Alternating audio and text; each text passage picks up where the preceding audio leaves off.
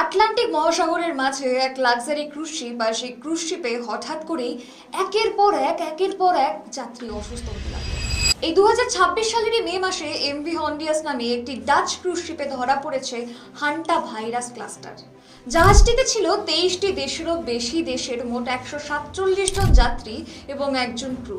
আর কিছুদিনের মধ্যে এই জাহাজের যাত্রীরা অসুস্থ হতে শুরু করেন, কারো জ্বর শুরু হচ্ছে, কারো শ্বাসকষ্ট হচ্ছে মারাত্মক পরিমাণে। ইনভেস্টিগেশন করে জানা যায় এটা অ্যান্ডেস ভাইরাস, যেটি সাধারণত এক ধরনের হান্টা ভাইরাস। আর এটি মূলত দক্ষিণ আমেরিকার আর্জেন্টিনা, চিলিতে দেখা যায়। বিশেষজ্ঞদের মতে এই রোগের সংক্রমণ সম্ভবত ইনফেক্টেড ইঁদুর থেকে হয়েছে, তারপর ওই ক্রুজ শিপে হিউম্যান টু হিউম্যান এটার স্প্রেড করে গেছে। ডাব্লিউএইচওর মতে এই ভাইরাসের জন্য অনেক মানুষের মৃত্যু হয়েছে এবং এখনো পর্যন্ত অনেক মানুষ চিকিৎসার অধীনে রয়েছে। এই ভাইরাসের ইনকিউবেশন পিরিয়ড 4 থেকে 6 সপ্তাহ, মানে 1 থেকে 1.5 মাস।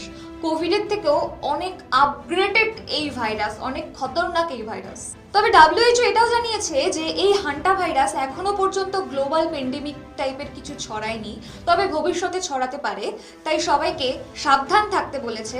আর এটা যেহেতু ইঁদুর থেকে সংক্রামিত হয়, তাই মানুষের ক্ষেত্রে এটা কিছুটা হলেও কম ঝুঁকিপূর্ণ।